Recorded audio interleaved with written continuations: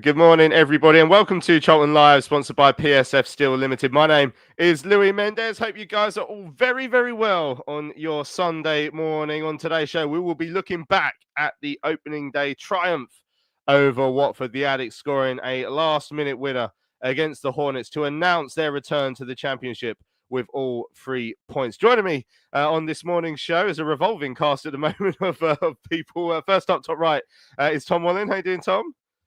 I'm all right, I suppose. Yeah, it's not a bad start, is it? So, no, I'm absolutely delighted. What a day. What a day. We're back. We are back in the big time. Lovely jubbly. Also, currently bottom left is Sam Cutts. How you doing, Sam? All good, thank you. Yeah, you kicked me out when you were doing that during the lineup, so I don't know what happened there. But yeah, all good, thank you, and still buzzing from yesterday, so I can't wait. So glad.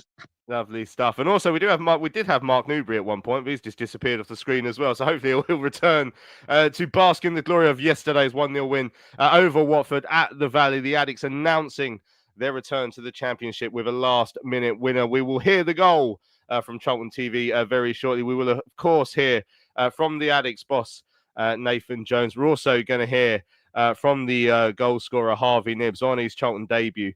We're going to hear from him, hopefully hear from Mark Newbury as well. It's just popped up there at the bottom of the screen. How you doing, Mark? Good to see you.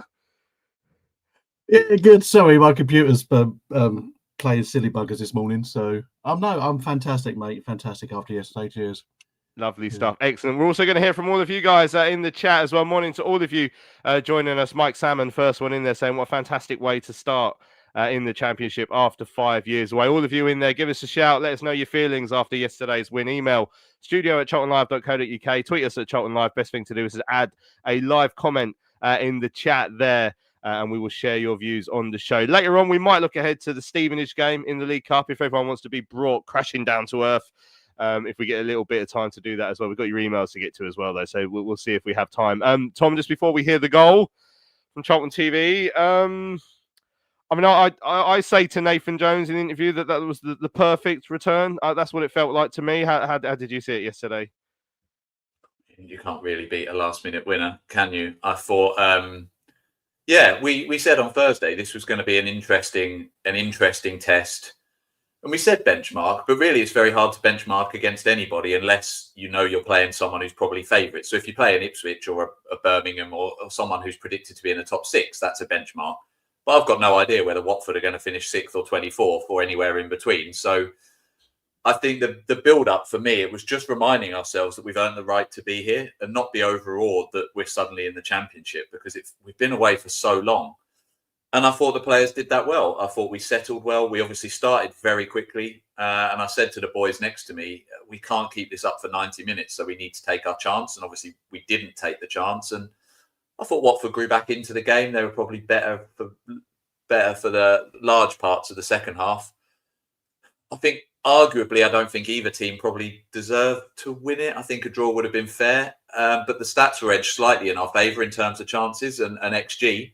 And certainly they wouldn't have deserved to win it. So, yeah, when we got that goal at the end, it was absolutely perfect. And, yeah, just delighted. I would have taken 0-0 before the game. I would have taken 0-0 at 90 minutes. But to get that goal at the end and the atmosphere around the ground all day, but particularly when that goal went in was unbelievable. And yeah, we got what we said we wanted 12 or 13 home wins, and we got one already. So it's just a brilliant start to the season. 100% record so far. I thought we deserved to win it. I thought the chances as the game flowed on. I thought we deserved to win it, and I would have felt it was slightly unjust if we hadn't done. Maybe we didn't deserve to steamroll it 4-0, but I thought we deserved to win it based on the chances that were made. Well, let's have a listen to the chants that mattered from Charlton TV. Your commentators for yesterday's goal. Steve Brown was alongside Terry Smith.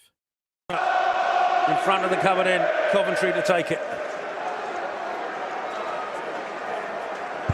Can the Addicts snatch a last gasp winner here at the Valley in this opening Championship game?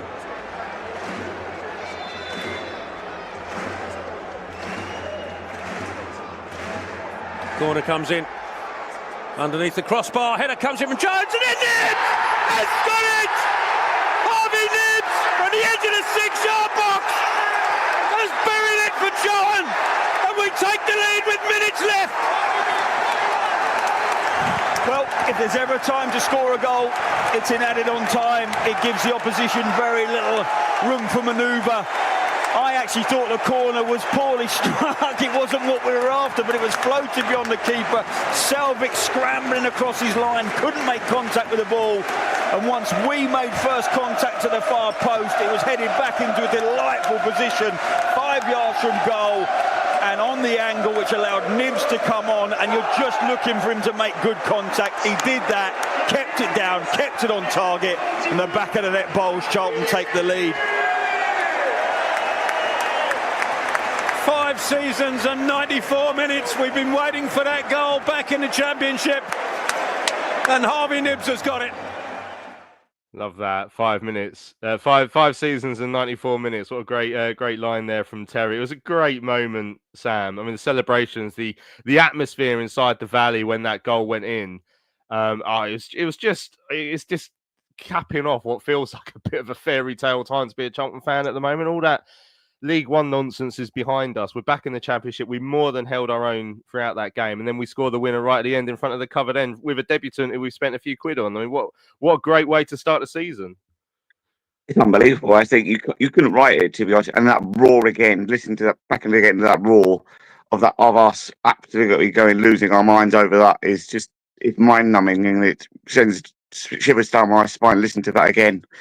Unfortunately, I missed the celebration because I lost my glasses. My glasses fell off my face. So it was all good fun. It's just typical me. But no, I'm overjoyed that we're back in the Championship. We dominated large parts of that game. I do agree with you. And yeah, I can't wait for more to come. Yeah. Oh dear. I can see you got your glasses back, which is a relief as well. But at least you can still hear the atmosphere. Yeah. Lovely stuff. Mark, the corner itself, then the set piece, something that we knew we'd have to target at times, maybe this season, and it was majestic from Lloyd Jones to win that header at the far post. You know, I mean, Brownie said he didn't think it was the best corner. I when I was watching it, I thought, oh, we just aimed for the far post. I thought that's what we were going for, but maybe I could be corrected on that. But Lloyd Jones did so well to win it. I think Doc was in there making a bit of a mischief of himself, and then for Harvey Knibbs, who's not played a minute of pre-season, to have the calmness and the coolness just to side foot that home if the temptation there is to hit it as hard as you can and blast it over the crossbar, but I mean he took it so well. Yeah, it's funny because I was sat looking almost directly along the line from the corner, and the corner from Coventry was really straight. There was no sign of curve on it, and so as part of me was thinking, is the linesman going to flag for it being out? And then obviously Lloyd's going to get his head on anything. The man heads bricks, and Nibs in the right place at the right time, and no one near him. I think it was thoroughly deserved, that win. Watford they may have had more possession, didn't really particularly impress me at all. They were just trying the same things. They were trying to isolate Josh with Barr, and that just did not work for them. And the thing of madness is repeating the same thing again, and they kept doing it. And I can't really remember Kaminsky making a solid save. He did catches, he cleared, but nothing where you're thinking, oh wow, that's good job we've got that keeper. The potential penalty, I mean, we could talk about that. We can talk about one Josh Edwards should have got, but at the end of the day we didn't get either of them. But yeah, set pieces, I mean, we proved last year, for seasons we'd almost been comical. Well, we never score from corners, we don't score really from set pieces. And then suddenly we've just, with a set piece coach obviously coming in, we've clicked, and it was the right thing. I think I don't see how they can have many complaints apart from the fact, they were, I do feel sorry for Watford because they were playing against 13 men. And I say playing against 13 men because Ramsey was doing the job of three.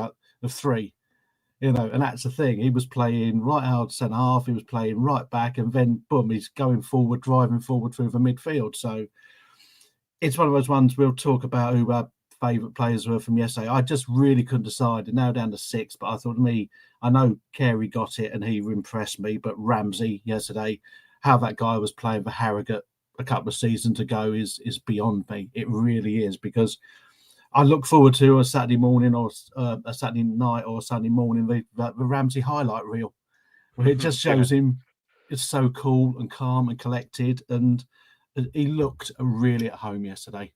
Yeah, he was absolutely superb yesterday, Kane Ramsey. A couple of people in the chat, and they are making a point that I watched this a couple of times last night. I'm giving the assist to Lloyd Jones. There was at one point where there was a couple of angles where it looks like it might have come off the defender rather than Jones. There's a couple of angles where it looks like it might have come off Jones. So I'm not actually certain either way whether Lloyd actually got the header, but I'm giving it to Lloyd because he was there. He was there making mischief, and yeah.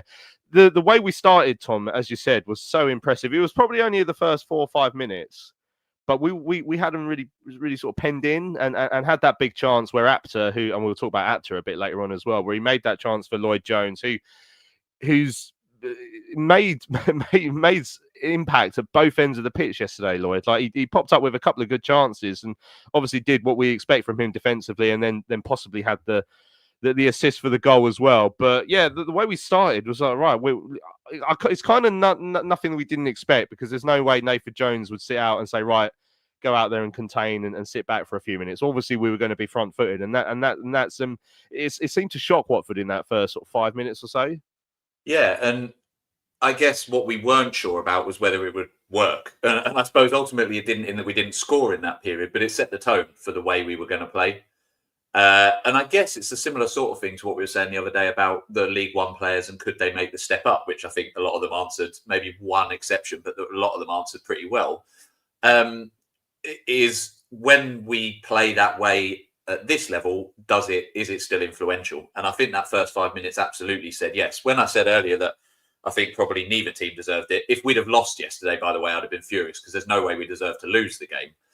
It was a draw or a win all the way for us. But yeah, absolutely that. And we said it on Thursday, the home form is going to be crucial. So you just cannot give teams respect at the Valley. You've got to go out there and play your game and hit them hard. And if you get a goal in that first half, great. And if not, as you say, that sets the tone. And then you slot into that defensive shape that we do so well. And yes, it's not the sexy part of football, or it might be for some people, but just particularly in that first half when we're defending the covered end, and that's where I sit, just watching that shape. Like any time Watford got on the ball, yes, Barr was isolated with Edwards a couple of times, but even then, the shape of that back five and Coventry and Dock at times in front, it's so hard to break us down. So difficult. And if we can keep that up, and like I say, the likes of Jones and Ramsey making the step up like it wasn't any bother, we've got, obviously there's a long way to go in this season, but the proof is there that shape and that frame and that 11 works. That works. And we're going to come up against better teams, of course, but they've just got to stay disciplined. And when you do go forwards, like you said, yesterday it was that first 5 minutes where we were relentless, and then towards the end of the game. But whenever it is, we're always going to get a period like that because we've got the creativity of the likes of Nibs. We've got Apter, who I thought was excellent. TC, who, okay, largely was a bit quiet, but that second half I thought kicked on until he got substituted. We've got danger in that final third, and we've got game changers as well. That's the other thing. You look at the strength of that bench attackingly. It's just, it's scary for other teams now. And as I say, Bristol obviously got a big win, so I'm not going to get carried away and say we go there and win as well. But the home form's crucial, and I think we have to start quickly like that because, as you say, we can catch teams cold if we do that. So yeah, I was just so impressed with the performance all round yesterday. To be honest, it was just great to watch and to show that, as I say, we're not here as competition winners. We're here to compete. Is reassuring. As I say, only one game in. I appreciate. Yeah, and we've got to talk about the performance of Josh Edwards yesterday, Sam. As mentioned there, we all knew Quado Barr was the big one for Watford, the one we had to be afraid of. Someone earlier in the chat, I've just lost it, said if we were playing Paul Smith at left back yesterday, we might have conceded a few goals. But Josh Edwards is no Paul Smith when it comes to defending the channel, and I mean he was absolutely superb yesterday. And he kept that danger, man. He kept him so quiet. 100%, and he did so well trying to dominate it. There was a guy I was watching him the whole way through, going, "Come on, don't let him cut him that on his right hand side," and he managed to keep him off his back, off that striking foot, and he did it so well. And then to send him almost like when he fell for that injury, it was like he was off the pitch, and the referee still blew and would sent me going bonkers, going, "He's off the pitch, he's not needing treatment." But no, full credit to Edwards. The whole game, he's solid. And then when he went off, I think he did brilliantly when he managed to change him because he wasn't getting any running. Yeah, they bought on the fella from Bayern Munich, Irakunder, I think he was called, towards the end there to replace Barr, and even then Edwards, before he went off injured, kept him very quiet as well. As the game was sort of in its early stages, one man who caught my eye very early, Mark, was Rob Apter. Now, one of the things that we had last year when we had Thierry Small was like, yeah, he can get up and down with the ball, but the crossing wasn't good enough. But Apter, I'm convinced Apter put in more crosses yesterday that were right on the money than Thierry Small did in about half a season. You know, that's the sort of upgrade we need to find in the squad. You've gone up a level. We're asking Rob Apter to do it at a higher level, but his balls in yesterday were absolutely superb. I mean, starting off with the one for that early Lloyd Jones chance. Yeah, I mean, thing is, he didn't really have to come back and defend on that right side much, of course, because Ramsey being there. And I was so sort of like keen to see him start and see how he looked, because I've seen the highlights on online and stuff, but to actually see him in a shirt, see how he would go. He's what is known. He's a right edge of your seat player. You know what I mean? He gets the ball and you automatically go, okay, what's he going to do with it? And he looks comfortable. We can switch to both feet. And yeah, he's put in the crosses. I felt a bit sorry for Kelman. He was trying. He didn't really get much to him. He had one where a beautiful cross came across and he got a flick on it, which could have quite easily gone in. But no, Apter is just literally one of those players. When the team comes out, you're thinking, that's good. We've got some excitement there. And you're right. I mean, as much as Thierry Small did for us, I think we have upgraded with literally, like I say, yesterday, just watching those crosses go in. And maybe if subs had been made earlier and Miles was there a little earlier and he could start getting his head on stuff. But he just one of those players who excites. And yeah, I agree with Tom. I don't think TC had the greatest of games. A couple of times he just got caught dawdling. But the one thing I noticed from yesterday, and it's if anyone watched the Birmingham game on Friday night, the speed of a game is 10-15% faster all over the pitch. You're not getting any time. And the players who haven't played in that league, like TC, will have to get used to that very, very quickly and realise he hasn't got the time to sort of like get the ball and get up. When we started looking better, Coventry was finding more space and getting on the ball a lot more and flitting around into empty spaces like he did last season, and we just looked good for it. And I think Doc's got quite a lot of criticism from yesterday. Now, Doc's played in Championship, so he should be up to it. But I wouldn't throw him straight out with a bathwater after one game. I really wouldn't. I think himself, as one in the first half, you really wish he'd just put his foot through it on the edge of the area and he tried to pass it sideways. But I think Doc did such a great job for us last season. I think it's a bit wrong for a lot of fans to start getting on his case after 90 minutes of a Championship game. I really do. I think if he starts to realise that he's not on it, Jones will spot that and Jones will move him around or Jones will take him out. But I think it's a bit harsh, the criticism Doc's got. But no, going back to Apter, absolute joy to watch and really look forward to him sort of like coming in and curling one into the top corner.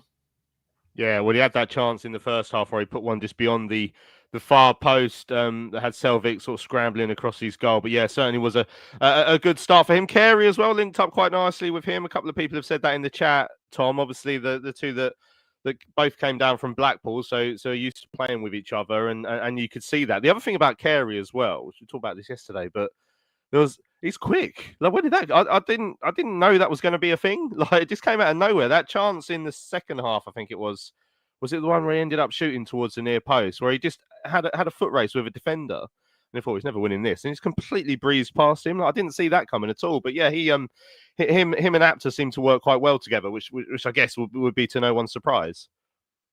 Yeah, and that's what I mean about the danger we've got going forward. Add him to the list of the players I was mentioning earlier. Like, he can, as you say, he's got a bit of pace, he's got quality on him. And so when we do hit teams on the counter or on the transition, we're good going forward. We're a force, which is exciting. I think we said on Thursday's show, one of the big things in this early part of the season will be, how does this team gel? And I think yesterday, was it 5 League One and 6 new, or vice versa, 6 League One and 5 new? So it's basically 50-50.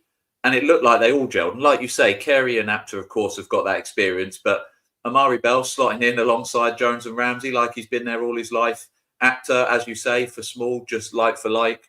I thought Kelman was a little bit quiet up front, but I think it would be harsh to blame him because I think the service wasn't really there. And again, he hasn't played much football yet. So we'll see what happens there.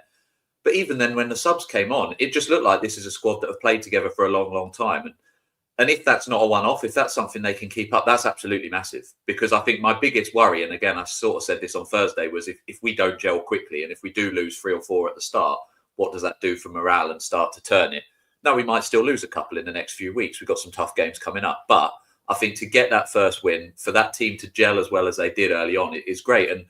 And someone like Carey in the midfield, that's a difficult position because you're seeing a lot of the ball and you're expected to do a lot in terms of the transition from defence to attack. Just like he'd always been there. It was amazing. But yeah, I thought, again, a bit like Mark was saying earlier, it's harsh to pick out any player really because I thought everybody was so strong. But as I say, that connection between the new players and the existing lot is encouraging because the existing lot seem to have made the step up and the new players seem to have slotted in like they've been here forever. So again, it's Jones doing what Jones does, right? When Jones has time with a squad, we've seen what he's capable of. And again, early days, let's see where we are in 45 games time. But he seems to have gelled them pretty quickly. Yeah, there were bits of the play yesterday that I think we were showing a bit more fluency, not loads, but a bit more this first game this season than we would have done first game last season, which was encouraging. Luke's asking if we've spoken about Amari Bell then, so it was obviously mentioned there, but he says he was man of the match for him yesterday. So when I did my predicted lineup the other day, I said I thought Amari Bell would start over Gillespie, and I think from what I saw on pretty much the whole game yesterday, he's a championship head. You could just see it there. You could see he looked calm. You could see he looked experienced when he knew how to make situations work in his favour when he had to. Sam. Yeah, and that's the thing. It felt awful to watch Gillespie sit on the bench and have basically a new bloke, fresh blood come in. But that's the difference we've got to make in this division now. We've got to step up, and with Bell's experience, Bell's physicality as well, it's such a difference to Gillespie, unfortunately. But yeah, it was unbelievable how well Bell and Jones' partnership has grown so quickly. And then to listen to Nibs' interview after the game, you can tell that everyone is just in togetherness is so strong, even with the fresh people we've brought in with Nibs, Bell, Sonny Carey, Apter. Is now everyone's just gelled quite really quickly, and I think it's going to set us in great stead going forward, especially with the upcoming games coming up. Excellent stuff. So, I mean, the penalty shouts. Then we should reference these, Mark, because they were a big talking point after the game yesterday. You'll hear Nathan Jones in our interview with him sort of speaks about it. Paolo Pezzolano came in, the Watford manager, and he brought an interpreter in, and so he was sort of there with his English, but he just brought an interpreter in to be sure. There was one quite funny bit where, because Paolo did understand English to an extent, at one point a journo asked a question and Paolo understood it, so just started responding to it in English. At which point the translator thought, "Oh, do I need to do the Spanish bit then?" And just started translating his answer into Spanish for us. And then they both looked at each other and started laughing. It's like, no, we don't need that actually. Thank you. But when Kaminsky wiped out, I think it was the sub Irukunda, I didn't really see what happened in the middle after that because my eyes were focused solely on the referee, waiting for him to point to the penalty spot. So that looked like a clear-cut penalty to me. I think Nathan Jones agrees with that. At the other end, certainly the Josh Edwards one, which I have seen back. I mean, at the time I thought, well, he's got there first and he's been taken out. That could get given. And having seen it back, I still think that it's probably more so than not. Spamfish, I agree with him here, says 70% Edwards was a penalty. There's 100%. I think that's actually a pretty fair one of saying it. And there's also the Tanto Alafe one, which I haven't seen back, but I mean, it's encouraging how he completely mugged off Ngakia with his strength and then he clearly got fouled outside the box. And then it felt like there could have been a foul inside the box, but I haven't seen it back again. But either way, Nathan Jones felt that should have been a penalty as well. I mean, which way did you see those decisions, particularly the Watford one? Because for me, that's the clearest one out of all of them. Yeah, having seen Watford one, but I'm surprised that's not given because they normally are, where the goalkeeper's gone down. The guy's passed the ball and then Kaminsky's hit him. So it's not like he's had a shot on goal and has passed it sideways. And then their guys fouled Bell in getting to it. So that's why referee's giving it. That was one of those. Edwards ones, I was convinced that one, when you see it again, the guy's not looking at the ball. He's just looking, and Edwards hits it first and then gets shoved off of it. That, for me, was, I would say, more than a... The Alafi one was strange because the guy had hold of his shirt for about 15 yards.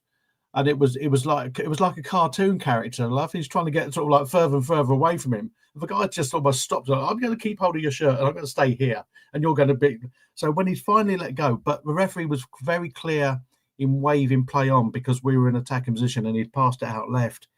And so by the time he did go down, I think, he's either going to pull it back for the free kick 15 yards back or just let it go. And he just let it go. So that one I was a bit more.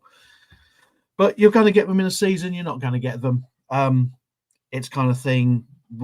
If we'd had the dreaded 3-word VAR in this league, would they have both been given?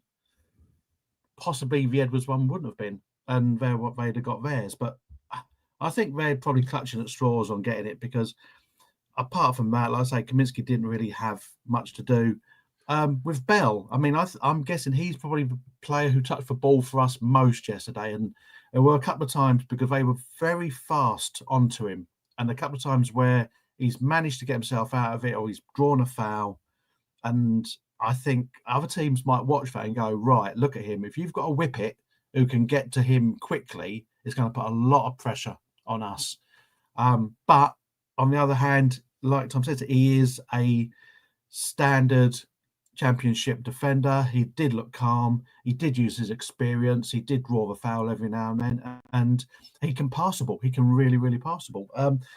Do I feel sorry for Macca? Yes, but as Jones has said, it's not a team game; it's a squad game.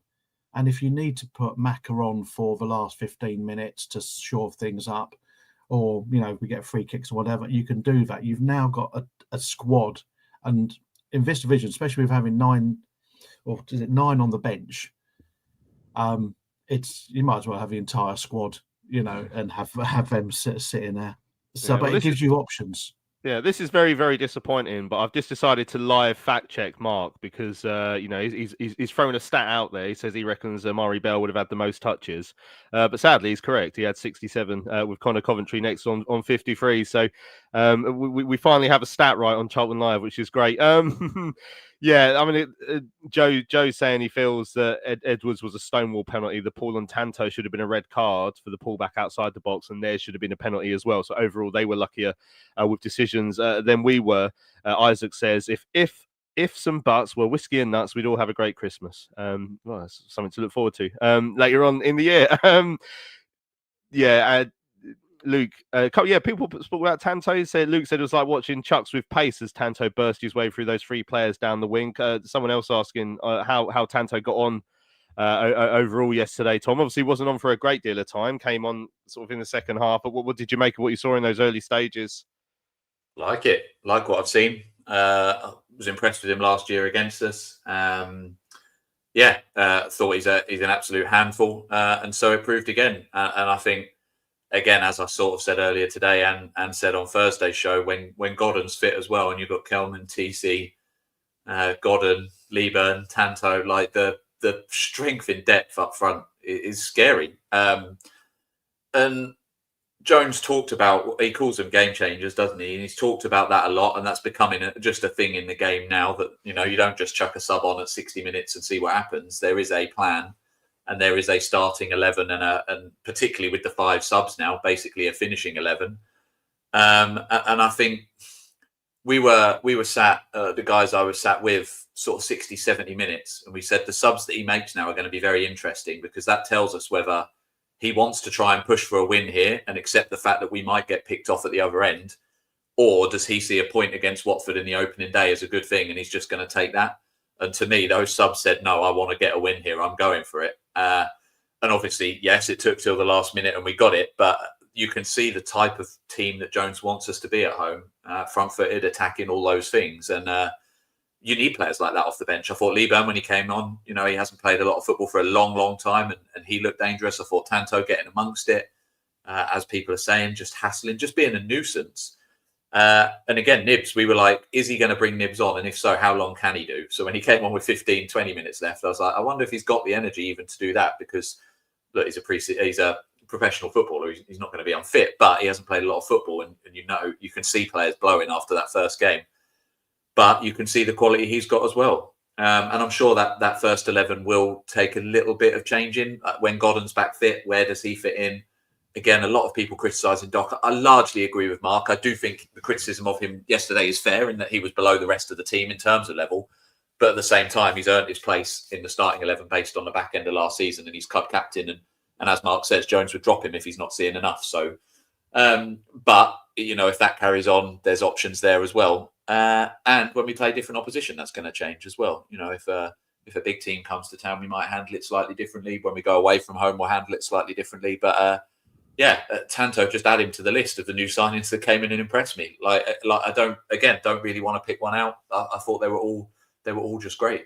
Yeah, Alex says, not a big fan of Doherty, but he played a big part in the goal by stopping the goalkeeper. Dean pointing out that he felt he had a poor start to last season as well. I mean, he got caught on the ball a couple of times yesterday, and his passing in a couple of instances obviously caught the attention because it wasn't up to the standard yesterday. But I mean, as we said, involved in the goal. There was a challenge he put in on the edge of our own box, which was in the second half as well, which was really important, which I vaguely remember from yesterday as well. So, yeah, he got caught out on the ball a couple of times. As we say, Nathan Jones will keep an eye on that, I'm sure. Ethan saying they were running rings around Doc until at one point he just rugby tackled a player and gave a free kick away. But agree, we need to give him some time. Right, let's hear from the Addicts boss, Nathan Jones. Caught up with him after yesterday's win against Watford at the Valley. This is what he had to say.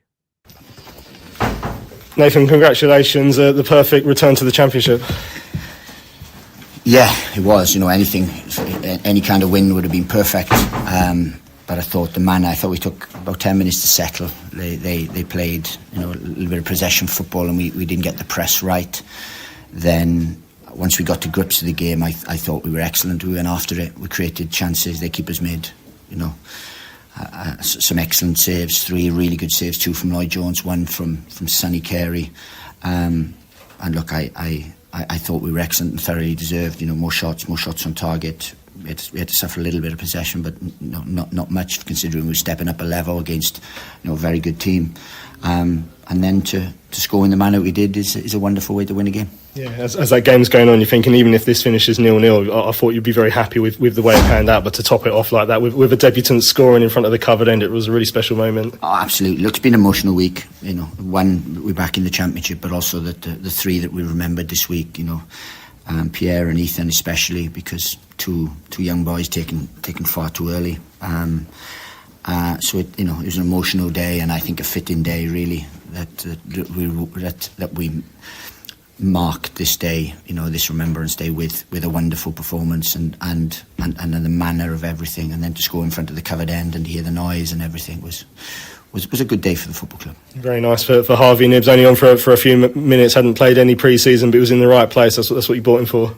Well, that's what cost the money. That's why we pushed all summer for that thing. We took our recruitment very, very seriously in terms of everything we did, and I thought we were excellent. I thought the new boys today were outstanding. I mean, Harvey and Charlie have played zero football really because of the protracted transfer, but in terms of everything, I'm really happy with everyone's performance today, and as I said, we will get better as well. That's the thing. The lack of chances given up, obviously we saw that all of last season, but to see it again at the level up is very, very, very impressive. Look, we want to do the basics well. You have to do the basics well in any level of football. If you want to do anything, you can. And we do that. We're not a side that's going to, in the Championship, score 3, 4, 5. So what we need to do is make sure they do the basics very, very well. And then when we get opportunities, take them. And we created enough opportunities today to have won a game. There was penalty shouts at both ends. Obviously, the one on Josh. There's one that the Luton manager's talking about at the end with perhaps a challenge from Kaminsky when the ball went loose as well. Did you have a view on either of those? So the Kaminsky one's a penalty to them, but we should have had 2. Josh Edwards, the Stonewall, touched it, gets taken out, and then Tanto is in the box, gets pulled back, knocks him off balance. 2 penalties. So 3 penalties should have had today, but we should have had 2. They should have had 1. So if you want to have an argument, fine, get the footage up, have a look, and that's exactly the tail of it. But realistically, you know, we limited a very good side to one shot on target, and we had 12, 5 on target. The keeper I thought was excellent. You know, that's the level. The save from Lloyd Jones is outstanding, and then he stood big for Sonny Carey. So look, no, it's a wonderful day, and we deserve that today. Fantastic atmosphere at the Valley at full time from the Charlton fans, and you've never been a sort of shrinking violet. You let your feelings know towards the Watford fans at the end as well. Well, I got a bit of stick. It's all right for me to get a bit of stick and to be called any name under the sun. So I just letting them know that I appreciate their support. It's been a wonderful day here. Obviously, another game coming up on Tuesday in the League Cup. How will you sort of prepare for that one now? We want to win another football game. You know, we want to build momentum. I've been on the wrong end of abuse and stuff here from not winning cup games and stuff like that. So I don't want that to happen. So we will prepare in the best manner possible and try and win a Carabao Cup game. You know how difficult Stevenage are to play against from the times we saw them last season? Well, not just last season. I mean, we've always had difficult times against Stevenage. I think I've had one game against them when we won 7-0 at Luton, and apart from that, they've always been massively tied to fares, and it'd be no different again. They've had a good start. They obviously won last week away from home at a very tough place. They have a home game today, which I'm sure they're relishing, and then they'll come to us looking to create somewhat of an upset. PSF Steel Limited is a trade supplier of steel fabrication and erection services to the new build, construction and refurbishment market in southern England. With their unrivaled depth of experience, they excel at providing their customers with high quality and cost-effective steel fabrication solutions. Their customers include national and regional house builders, such as Barratt Homes, Bellway Homes, the Vistry Group and Taylor Wimpey. They pride themselves on their service-based ethos and commitment to customer service excellence, which includes full technical backup and on-site services and support. If you would like more information, go to www.psfsteel.co.uk. That's www.psfsteel.co.uk. Hello fellow addicts, I'm so excited to tell you all about our micropub, the River Ale House. The River Ale House is based in East Greenwich. It has 6 Pub of the Year awards, an ever-changing selection of amazing beer. It's owned by Charlton fans, walkable to the ground in just 20 minutes with buses that go direct to the Valley too. If your matchday routine includes a drink with your friends, you must join your fellow addicts in the River. See you soon. Well, welcome back to Charlton Live on your Sunday morning. We are revelling in the fact that the Addicts started off their championship campaign with a 1-0 win against Watford at the Valley yesterday. We just heard there from the Addicts boss, Nathan Jones, the forever rattling fan bases, Tom. So yesterday was Watford's turn, and yeah, he to be fair, like Luton and Watford is a rivalry, so that's an easier one to understand. But they were singing songs about him all day, and then all hell let loose actually brought to my attention on Twitter yesterday that the Watford pod was quite upset. The only thing I will say, all hell let loose, is you are aiming your anger at the wrong person. It wasn't Peter, the host, who came on our show on Thursday. He was very fair and understanding. It was one of their callers was quite rude about Nathan Jones, which he said Peter said it sounds, we're going to sound like we have sour grapes, and then he admitted he did have sour grapes. So yeah, they were angry yesterday, Tom. Nathan Jones, I asked him to look ahead to the Stevenage game as well. Something clicked, and he just remembered that he got some abuse from Charlton fans when we lost a cup game last season as well. So it's still in there. Ethan says, I do think that you owe him an apology after the 1 win in 13 dig. It was only 1 in 9. Come on now, calm down. But yeah, what did you make of Nathan yesterday?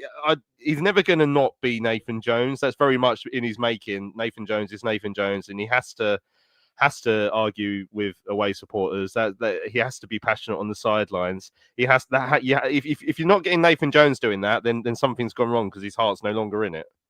I cannot get enough of it. It's just amazing. Any video of him yesterday celebrating, and you look through the comments, and yes, it's largely the Watford fans, but there's fans of any club just calling him an idiot, calling him stupid, saying it's embarrassing. It's so great that he winds that many people up. I absolutely love it.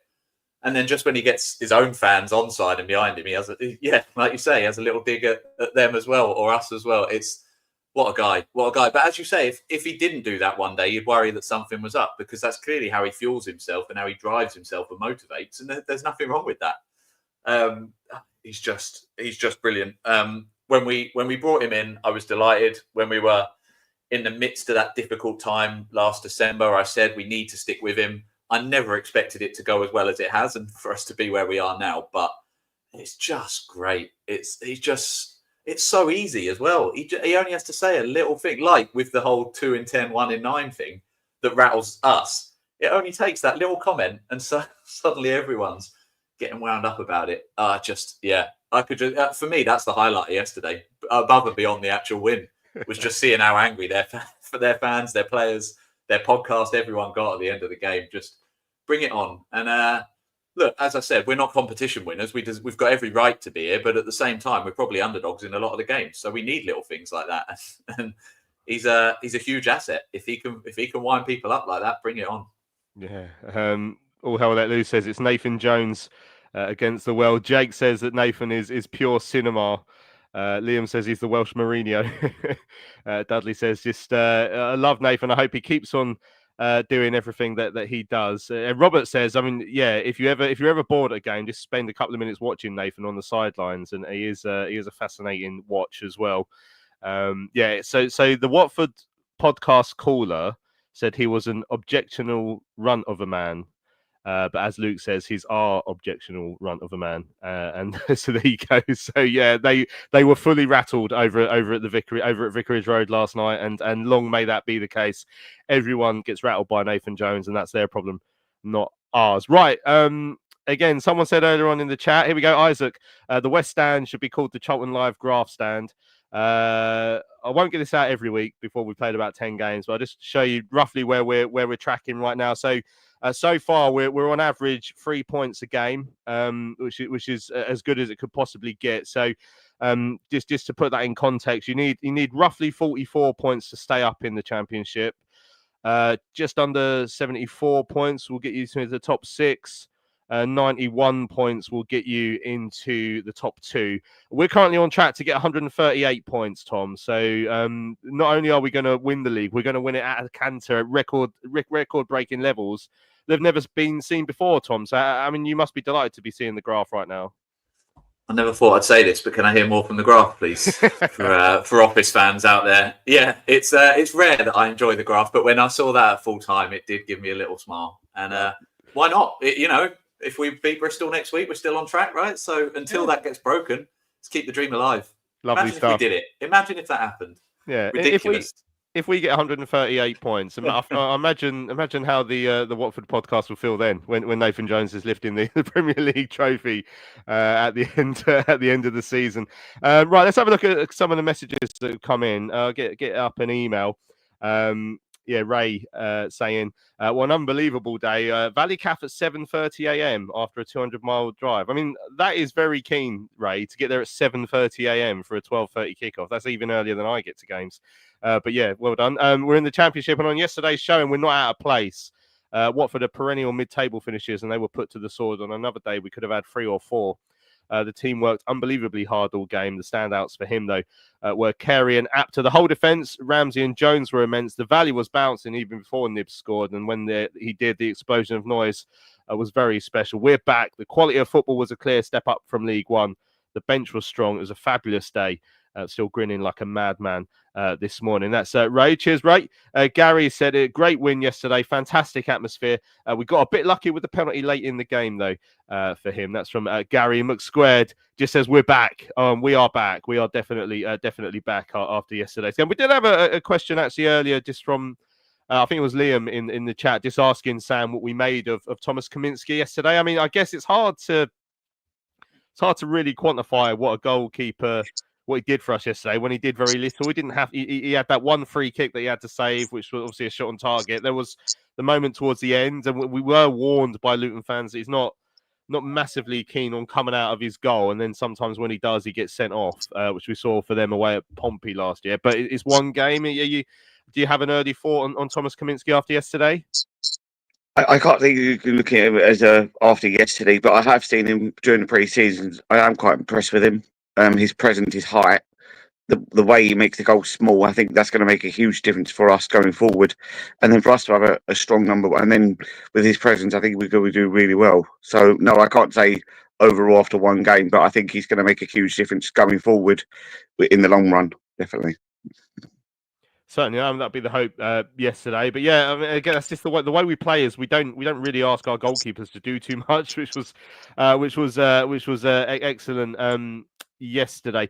I was going to ask Mark. I should have asked this earlier in the show, really. But how important was it to get off to a good start yesterday? Like to win your first game, because you don't want to be 3-4 games in and have a couple of draws and a couple of losses and still have that monkey on your back that you haven't won yet. So to do it this early, I think was really important for us, especially at home. Yeah, I mean, it put down a huge marker. Obviously, we slightly expected it because of our home record last season, and if you get about 3 points on the first day, it almost gives you almost like a touch of breathing space, because you could go then sort of like the next couple of games and you don't pick up any points, you're still just going to be mid-table, because there still will be teams who haven't picked up anything. And until it starts to settle down, and it's noticeable in the Championship, like last season, there were about 3 or 4 teams who had got to about 5 games and only had sort of like a point. So you're telling other people, and as the only promoted team from League One to get a win, I think that was important. And I mean, not that I'm laughing at Wrexham conceding a last-minute goal at all, but ha. And same for Birmingham, funny enough. So I think it does set out. We're going to surprise some teams this season, and look, you talked about it in the show on Thursday. You said that there are times where we will get beaten because there are some very, very good teams in this division. But what I thought, the thing to that was when we lost last season, we then went on a run. Jones very rarely lost a couple in a row, because we lost. We then did like a 4 or 5 game wins, draws, and it wasn't considered to be, you're in this period. Yeah, we had that period before Christmas, but after Christmas, it turned round. When we did have a few losses, boom, we bounced back straight away. And that's what I think we showed. And with the new players coming in as well, and the options are there, and whether he tweaks for the team we're going to face against, like Tom said earlier, I don't know. Whether he'll just go, this is what I think my strongest team is, and then we'll just work from that. Now you've got the bench. So, but I think it was important to say, hey guys, did you miss us? We're back. And there are going to be sort of like 1 or 2 teams who thought, oh yeah, we're going to be safe because, Charlton are definitely going to go down, might sort of like wake up this morning and think, well, maybe that's not going to happen. So, we're going to change people's minds. I think if you look for, I know they said, Jones has said, oh, it's about the journey and we want to aim for a bit more. He's not come out and said it, but I think I'm quite happy with a consolidation season, and then saying, what, we're bedding in, we will pick up even better players, we will keep our players, people will come in for our players, and that's just the nature of a beast. But we're not going to be looking over our shoulder at the trap door and going, God, League One, because I think the players we've picked up and the squad players we've kept are more than enough to compete in this division, and that's all you can ask for. I would worry if we'd had a pre-season and we'd picked up 2 or 3, and there's 1 or 2 I raise an eyebrow at, but I'm not going to sort of like point out names just yet. But I think so. If you look at the players who have come in, and if we get that, I don't know if we're still looking at the right back from Wolves, who was talking with us, to pick him up just to settle down, give us a bit more option on the fullback side. But you've got Rankin Costello can play there, and Bell can in theory play there across as well. So I think we're good enough to compete. 3 points on the first day of the season. It was pretty much the perfect game yesterday. It was to see the fans back, to see 3 beautiful strips for this season. A lot of people wearing the away, a lot of people wearing the third, this one, and a lot of people with replicas. And it just seemed the whole atmosphere around the ground. I really couldn't see us losing yesterday. And it's at one time you're just looking and thinking, when you've watched games and you're like biting your nail because the other team, I looked at yesterday and it didn't surprise me we scored late. But I didn't sit there going, oh God, what's going to happen. And to have that kind of calmness, I had this calmness last season. So Excellent stuff. Yeah, I mean, he talks about the crowd yesterday was superb as well. The amount of people in there. You're right to say Lembikisa is still, was still training with us towards the end of last week as well. Right, Shiny Phil said something that made me laugh. Said, I can't begin to tell you how impressed I was with Rob Apter yesterday. All the new signings played well, but all I'd heard from Blackpool fans is he's not that good. Sour grapes, methinks. And this is one of those things you get when players get ready to leave clubs. And we even had a perfect example of it with us, with a player with Harvey Knibbs, who we nearly didn't sign, is that when a player who's really great at a club, when he's there and he's not leaving, everyone, oh, he's such a good player, he's a great player. And then as soon as he's about to leave, you get people going, oh, he's not that good. He's rubbish, blah, blah, blah, blah. And you just get that with every fan. So we even had the perfect example when it looked like the deal for Harvey Knibbs had fallen through. When he was about to sign, everyone was like, oh, he's going to be great, he's going to be great. And as soon as it looked like he's going to fall through, same people going, oh, he's not even that good, I don't really care. And now he's signed for us again. Oh, he's great. He's great. That's just us football fans. We are not logical, unfortunately. But right, well, the man I just mentioned there, Harvey Knibbs, the scorer of yesterday's winning goal. I was lucky enough to have a quick chat with him after the win over Watford. Congratulations, the perfect way to mark your Charlton debut. Yeah, I don't think I dreamt it any better than that, really. Bit of a pinch me moment, and still coming down off those celebrations, really. Yeah, I mean, obviously you didn't play at all in pre-season. Did you know you had a few minutes in the tank, you'd be able to get out there and try and make something happen? Yeah, to be fair, in the week, didn't know if I was going to get the call to be involved. Obviously, like I said, I've not had a pre-season, so but I think the work in the week allowed me to kind of be up to speed. Gaffer said he wanted me involved, and that'll be getting some minutes. So yeah, since he told me that, I was just buzzing and looking forward to it, and yeah, it couldn't have gone any better. You must have been working on that set piece at times, because Lloyd winning down the header, and then, I mean, you found some space there. It's obviously something you've worked on. No, not really worked on. It was more, I was watching the first half, and I couldn't believe, like, I've obviously played with Lloyd at Cambridge. I know how good he is at a first contact, really. There was a few first half I just thought, oh, like, that'd be perfect to just latch onto. So yeah, as I've seen Lloyd go back post, I've almost looked at myself being unmarked and thought, just try to anticipate where it landed, and he just dropped it so perfectly. So yeah, just had to keep my eye on it and wish it into the net, really. You'll hear the phrase at Charlton, the covered end, quite a lot. The end in which you scored in front, it's the home end, and to do it there, does that make it even more special? Yeah, so special. Like you said, I've heard a lot about that end. So to make it erupt on that opening day on their return to the Championship it's a pinch me moment. Obviously, you watched the majority of the games from the sidelines before coming on and making that impact. I mean, what did you make of the game as a whole? Yeah, no, I thought we were really good, to be honest. I thought we were unfortunate not to already be leading. Maybe have a penalty. I thought a few of them were a bit harsh decisions, but yeah, the lads' work that they put in prior to me coming on allows me to make that kind of impact, because we're already dominating the game. So the fact we're able to get set pieces and I can make an impact that way. The goal is just a credit to the lads' work prior to me coming on, really. There's a lot of talk, isn't there, about, obviously there is Championship experience in the side, and a lot of it, but there'll also be a lot of the boys that need to make that step up for the first time. So a performance like today must really rest a lot of nerves, I guess, showing that you can compete at this level. Yeah, exactly that. We've got Champions experience throughout the team and some of the staff members. But yeah, like I said, there's a few that not made this jump. But today is a great marker for the boys, and just indicate that we can compete at this level, and we won't change our style of play for anyone.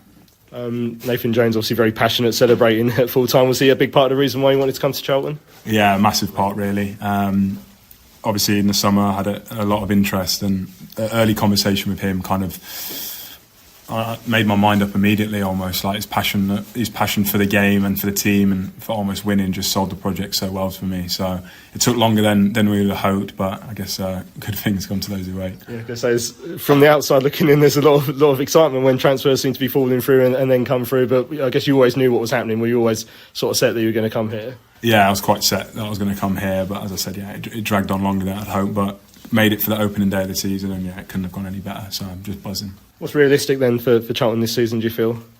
I feel we'll just, as cliche it is, we'll take each game as it comes, especially at this place. We know will be a good run for anyone's money. So yeah, if we can build on our home form and keep our kind of solid clean sheet record going, I think will stand us in great stead. And personally for you, of course, I mean, there's great competition in this squad. You know, Charlton have bought a lot of players this summer. I mean, for yourself, is it just about making sure you're one of those mainstays? Yeah, 100%. I mean, first priority for me is to get my minutes up. As I said, I've not had a pre-season, so getting up to a fitness level where I feel I can impact and help the team as much as possible is first priority. And then, yeah, like you said, being a mainstay and helping the team to win games when I can, like I did today. There we go. That's Harvey Knibbs, the winning goal scorer on his Charlton debut yesterday on the pitch for a few minutes, really, but was able to come up with the goods for the winning goal. What are you expecting from him then, Tom, this season? I mean, everyone's very excited about him. I think it was 14 goals. I think I've got written down last season in League One and 11 the season before that. I mean, he's no mug, certainly. He's once he gets up to fitness. Do you see him as being one of those mainstays, one of the first names on the team sheet? Probably. I remember him from his Cambridge United days, and it always felt like he was going to make the step up. But I think is this his first season in the Championship? I think, unless he had one with Reading, but I don't think so. I think he's only had a couple of years there, so I think so. But it's difficult to tell. We know what he was capable of at League One level, and obviously we've said that about quite a few of the players, and the others seem to have made the step up fairly comfortably. So it goes back to that discussion we were having the other day about how Jones sets up. Because I think if there's only one in that sort of slot, then Carey certainly made a good audition for that yesterday, and I can't see Nibs or Carey playing any deeper. But if he goes for that sort of box behind a single striker, then maybe Carey and Nibs both play as 10s with Coventry and a Dock or somebody else behind them. Then that's an option. But then you're dropping one of about 8 strikers that we've got. So again, and this is why I go back to the thing that I was saying about how Jones is going to set up, and then Mark was sort of discussing that as well. It's going to be really interesting because we've got a lot of talent up there. But based on what I saw yesterday, even I know it was only a little cameo, but when he did get on the ball, not just the goal, looked like he moved pretty well, looked like he was comfortable at this level. So when he gets up to speed, look, if he scores a goal on Tuesday night, if he gets some minutes and another couple, then suddenly he's undroppable. But yeah, we'll see how it goes. But so difficult to say whether he's going to be first name on the team sheet material, but definitely a very good start to his Charlton career, that's for sure. Well, he's top scorer so far with one. He's off to a fantastic start. Right, let's come crashing down to earth. You know, I am a connoisseur of Championship football now. I don't want to have to mix it with the plebs, but we're playing Stevenage from League One. If you remember that, Sam, is the horrible little division that we used to be in the League Cup on Tuesday night. I'm not massively infused by this, but I mean, I guess this will be a chance to see some minutes for some players. So Robert said if Nibs is fit to start, that'd be interesting on Tuesday. I'd like to see Ibby Fuller play some games because he's looked very exciting in pre-season. I mean, what are you hoping for from Tuesday night's League Cup game? I think I'm not sure. Especially to be honest, I'm quite happy if we not do too much in the League Cup. I think consolidate our Championship side was the main priority. So I would have thought he would have played Fuller in Bick and a couple of academy kids mixed with some unsure 11. But then to say that he wants to do it and prove us wrong after that Orient loss in that League Cup, then I'm not really sure. I would like to see Nibs. Tolu, I think, would be another one to try and use. Miles, probably get another decent run out. But yeah, I can't wait, and I will be there. I'll be sitting there in that West Stand, like it's a small number of us, not the 25,000 of us yesterday. So yeah, I think we're quite interested to see what he wants to do with this. Yeah, all hell let loose saying maybe Rankin Costello will get a start in the game, which feels like it could be a possible as well. But yeah, it is. Luke says that plebs comment is so getting clipped if they beat us. I'm putting my reputation on the line there by saying I don't really care about that. But yeah, no, it'd be an interesting to see who gets minutes, you know, because these games everyone's got to try and stake a claim now for the Bristol City game, and Bristol City have had a terrible start to the season, so I'm expecting we'll go there and win quite comfortably next weekend as well, going to Sheffield United and scoring 4 goals. Like, blimey, like that's one of the ones we had down as like one of the, I know they got playoffs last year, but they've had a change in manager. We don't really know how they're going to start the season, and then they go and score 4 at Bramall Lane. And then we got to go there on our first away game. That's they're not plebs, I'll put it that way. So that'll be an interesting one. We'll look forward to that game on Thursday night, as well as looking back at the Stevenage League Cup game as well. Joe says he'd like to see Kelman get some decent game time as well to help him get up to speed. Yeah, you've got to remember that Kelman's not had a great deal of pre-season in terms of minutes. He played 45 at Southend, and he played maybe a few minutes away at Ipswich, I think. I weren't at the Ipswich game, so I forget. But he's not had a great deal of time, so he does need to get up to speed as well. Right, we've run out of time on this week's Charlton Live, our first Sunday show of the 25-26 campaign. Very much like all of our Sunday show last year, we're talking about a win, talking about a late win at the Valley, the perfect start to life back in the Championship. Massive thanks to all of you who've joined us in the chat this morning for your messages as well. Hope you enjoyed the show. Don't forget to check out our merch store, charltonlive.etsy.com. If you'd like a Charlton Live mug, I'm thinking of doing some new ones with some other old away kits. So if anyone had any suggestions, drop me a tweet or something, and I'll see if I can do one on my computer to make it look good, and we can sell those as well if anyone wants one. Don't forget, subscribe to our YouTube channel. Never miss another show. Subscribe wherever you see the podcast as well. Tom's already in our private chat asking for last season's yellow kit on a mug. I'm not sure I'm going to degrade us to that extent, but we'll see. Right, Tom, Sam, and Mark, it's been an absolute pleasure to have you all with us. Cheers, lads. You're welcome, mate. Lovely stuff. So I'm Louis Mendes. This is Charlton Live, sponsored by PSF Steel Limited. We'll be back on Thursday to look back at the Stevenage game and ahead to the trip to Bristol City next week. We shall see you then.